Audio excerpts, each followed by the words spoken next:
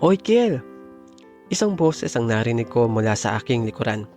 Isang pamilyar na boses na araw-araw ay gusto kong marinig. Isang pamilyar na boses na hindi nakakasawang pakinggan. Lumingon ako sa aking harapan at nakita kong papalapit sa akin ang aking mahal na si Kiera. Kagad kong pinagmasdan ng kanyang muka habang siya ay papalapit sa akin. Bigla ko tuloy na imagine Kuya Alex na kami ay nasa simbahan at kinakasal. Nahihibang na ata ako ng mga oras na yon dahil sa mga iniisip ko. Napatigil lamang po ang imagination ko nang nasa harapan ko na si Kiera. Uy, anyari sa'yo? Nakatingin ka naman sa mukha ko. Ha? Hindi ah. May iniisip lang kasi ako eh. Ang pagdadahilan ko naman na kahit ang totoo ay sa mukha niya talaga ako nakatingin. Napansin ko Kuya Alex ang biglang paglungkot ng kanyang muka. Hindi ko alam kung dahil ba sa sinabi ko o may iba pang dahilan. Para maiba ang usapan ay nagtanong na lamang ako sa kanya kung nakapag-review ba siya sa exam dahil nga sa periodical exam na namin sa araw na yon. Pero sa totoo lang Kuya Alex, hindi ko na dapat yon natanong pa sa kanya kasi kahit naman hindi siya mag-review, sigurado naman pong mataas ang makukuha niya. Kasi nga, matalino si Kiera. Oo naman. Ikaw ba? Hindi gaano eh. Sabay tawa ko ng mahina. Kuya Alex, walang araw na hindi sumagi sa isipan ko ang katanungan kung may gusto din kaya siya sa akin. Madalas kasi Kuya Alex ay nakikita ko rin siya na napapalingon sa akin at pag tumingin naman ako sa kanya ay bigla siyang iiwas. Isang araw noon Kuya Alex na nagkaroon ng gropings sa Filipino at nagkataon pa na kaming dalawa ay naging magkagrupo. As expected Kuya Alex, si Kiera nga po ang leader namin. Nagtipon kami noon magkaagrupo para pag-usapan ng gagawin namin sa isang project. Kaagad po nagtanong sa akin noon ng kaklase naming babae kung kumain na raw ba ako. Ang sabi ko hindi pa at bakit. Ang sagot naman niya ay kung maaari daw ba nasabay kaming kumain mamaya. Narinig naman kasama namin yon at biglaan nila kaming inasar. Lahat sila kinikilig at natutuwa maliban kay Kiera. Napansin ko sa mukha niya na parang hindi niya nagugustuhan ang pagkakaayaya sa akin ng kaklase naming babae na kumain. Sa lahat po kasi ng mga kasama namin ay siya lamang ang walang imik. Iniisip ko nun Kuya Alex na kaya siya nakasimangot ay dahil sa oras iyon ng groupings tapos nagtitilian at nag-aasaran. Kuya Alex, napansin ko na tila ba tahimik at walang kibo si Kiera. Kahit kasi sa mga sumunod na subject tila ba wala itong gana. Hindi ito sumasagot for recitation na kahit ang mga guro nagtataka. Iniisip ko na baka may problema lang siya o may pinagdadaanan. Pero kasi Kuya Alex, hindi naman kasi siya ganon kanina bago mag-umpisa ang groupings. In fact, tawa pa nga ito ng tawa, lalo na pag may nagpapatawa sa mga kagrupo namin. As expected po ay sabay kami nag-lunch ng babae kong kaklase. Hindi ko sure Kuya Alex pero ayon kasi sa mga naririnig ko, may gusto raw sa akin ang kaklase kong si Jasmine. Hindi naman po sa pagmamayabang Kuya Alex, may ipagmamalaki rin naman po ako kung itsura lang ang pag-uusapan. Maputi kasi ako dahil ang kaputian ko ay naman ako sa aking mga magulang. Mula elementarya ay aware na po ako sa mga babaeng palihim na nagpapapansin sa akin. Marami ding nagsasabi na gwapo raw ako at may pagkakahawig kay Alden Richards. Dimple na nga lang po ang kulang. Ayun na lamang po ang kulang sa akin. Nevertheless, hindi ko na lamang po pinapansin ang mga yon. Nung mag-uwian na Kuya Alex, decide ako na kausapin si Kiera. Gusto ko kasi na damayan siya sa mga problemang pinagdadaanan niya. Napansin ko na hindi siya sumabay sa mga kaibigan niyang babae sa pag-uwi. Kaya naman ako nang sumabay sa kanya. Habang naglalakad kami ay wala siyang kibo. Tahimik lamang ito at para bang hindi ako nakikita. Uwi ka na? Ang tanong ko para lamang mabasag ang aming katahimikan. Tingin mo, alam namang papasok pa lang. Ang sagot niya na bigla kong ikinahiya. Oo nga naman kasi, naglalakad kami tapos tatanungin ko siya kung uuwi ka na. Samantalang uuwi na nga talaga kami. Maglalakad ka lang ba? Ang tanong ko muli sa kanya para lang mabawi o makabawi sa nonsense kong tanong nung una. Pero mukhang mas malala ata ngayon kasi huminto siya at humarap sa akin. Ano pa sa tingin mo? Nakasakay ba ako? Nagtatanong lang naman kasi ako eh. Galit ka kagad. Ayusin mo kaya yung mga tanong mo. Common sense naman. Ang galit nitong sabi sabay naglakad palayo. Ang ganda niya pa rin talaga. Kahit kasi galit siya, hindi pa rin nawawala ang kagandahan. In fact, Kuya Alex, sobrang nga akong kinilig nung magalit siya sa akin. Iyon kasi ang unang beses na nagalit siya sa akin. Timang na kung timang, pero sobra akong kinilig sa mahal ko. Dahil di ko kaya na hayaan siyang umuwi mag-isa, tapos naglalakad pa, mahirap na at baka may mangyaring masama sa mahal ko. Hindi ko kaya. Kaya naman po sinundan ko pa rin siya.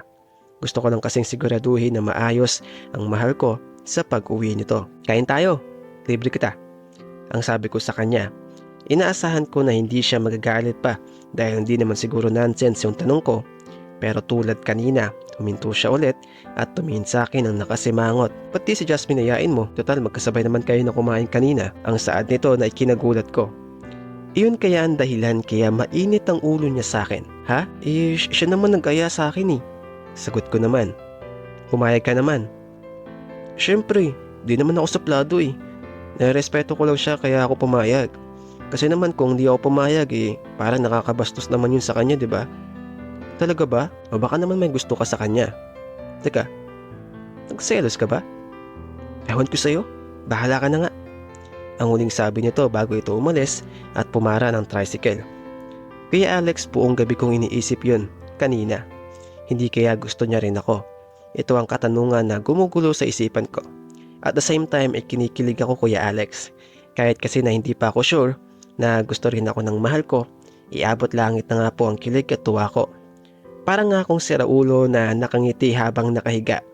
Maging sa panaginip Kuya Alex ay siya pa rin ang laman. Sa panaginip ko ay naulit lamang ang nangyari kanina.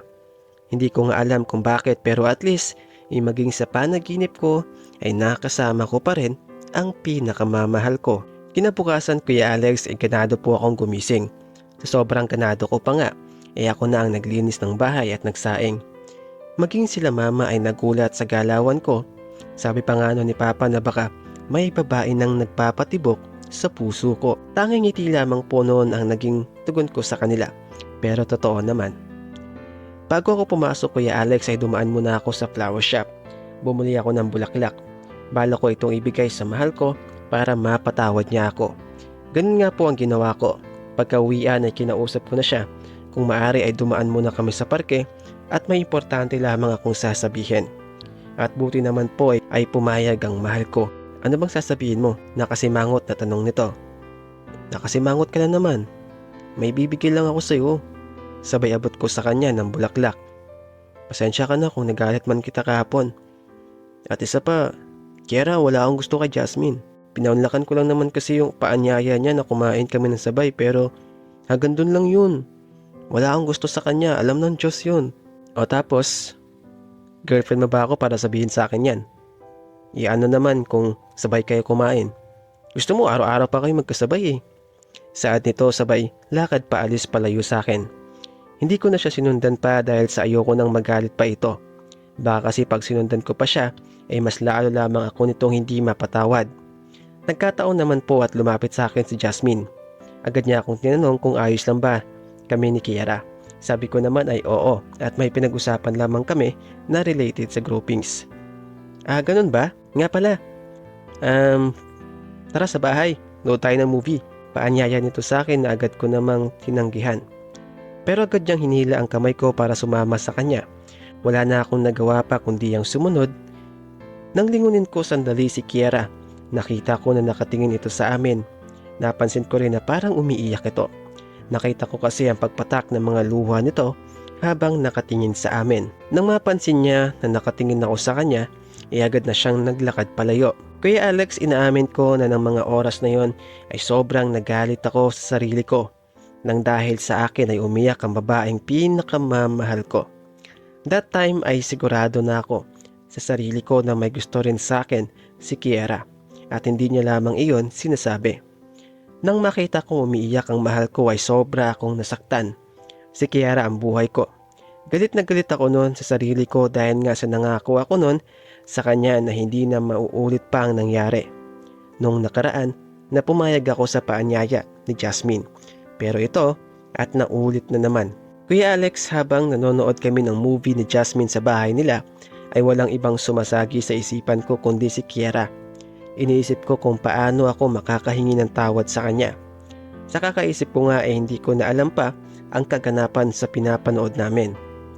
Ilang araw po ang lumipas ay napansin ko na hindi na ako pinapansin pa ng mahal ko. Pagkakausapin ko siya ay umiiwas ito sa akin. Napansin ko rin na medyo nilalayo niya ang distansya ng upuan niya sa akin. Kung dati kasi ay magkadikit na halos ang mga upuan namin na kahit ang mga braso namin ay halos magkadikit na, pero ngayon ay hindi na po. Okay lang naman yun sa akin at naiintindihan ko naman dahil kasalanan ko rin naman kasi. And that time pakiramdam ko ay nakagawa ako ng isang malaking kasalanan. Cheating, yan po ang pakiramdam ko. Nagdaan pa po ang mga araw ay mas lalo akong hindi pinapansin ni Kiera, na humantong pa nga sa tuluyan niyang paglayo sa akin. Kuya Alex, lumipat po siya ng ibang upuan na malayo sa akin. Nakipagpalit nga po ito sa best friend ko para makatabi ang close friend niyang babae. Magiging kaibigan ko ay nagtataka na sa nangyari sa amin. Kuya Alex, pumasok na noon sa isipan ko na aminin na lamang kay Kiera ang totoo na mahal ko siya. Matagal na, unang araw pa lamang nang makita ko siya. Pero natatakot kasi ako na baka i-reject niya ang pagmamahal ko. Pero dala na rin ang advice ng kaibigan ko at mga magulang ko na aminin sa mahal ko ang totoo. Nakwento ko kasi sa kanila ang nangyari sa amin ng mahal ko at ang tanging advice lamang nila ay aminin ang totoo. Kaya isang desisyon ang ginawa ko. Sasabihin ko na ang totoo kay Kiera. Kinausap ko sa JC na kung maaari ay makahiram ako ng gitara sa kanya. Kuya Alex, alam ko na luma na ang gantong style pero ito na lamang kasi ang naisip ko para hindi ako iwasan ni Kiera. Haharanahin ko siya sa labas ng kanilang bahay. Opo Kuya Alex, harana. Madalas na ito ang ginagawa ng mga kalalakihan noong mga unang panahon pag aakyat sila ng ligaw sa mga kababaihan. Ito ay bilang respeto na rin sa mga magulang at isa pa, ito talaga ang tradisyon at kultura nating mga Pilipino na unti-unti nga lang pong nababaon sa limot sa pagdaan ng panahon. Isang gabi ng linggo, nagpasama ako sa kaibigan ko para mangharana. Siya ang tutugtog ng gitara habang ako naman ang kakanta. Ang napili ko nga pong kanta Kuya Alex ay Leaves by Bed and Ben. Ang tingin ko kasi ay mapapatawad ako ng mahal ko kapag ito ang kinanta ko.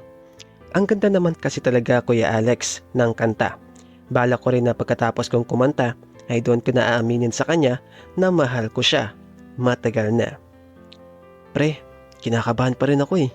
Untal ko sa kaibigan ko nang malapit na kami sa bahay nila Kiera. Ano ka ba pre? Huwag kang kabahan. Para ka namang hindi lalaki. Gusto mo ba talaga na mapatawad ka ni Kiera o hindi? Siyempre, oo. Kaso iniisip ko kasi na baka hindi niya rin ako mapatawad eh. Hindi yan. Ala pa nga eh.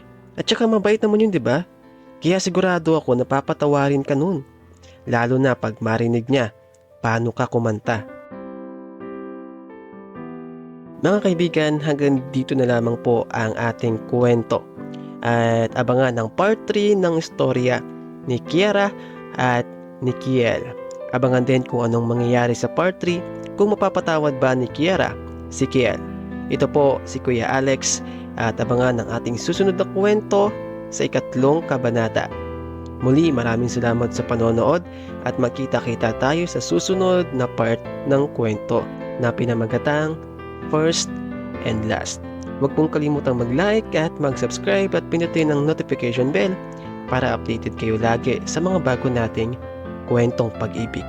Maraming salamat po.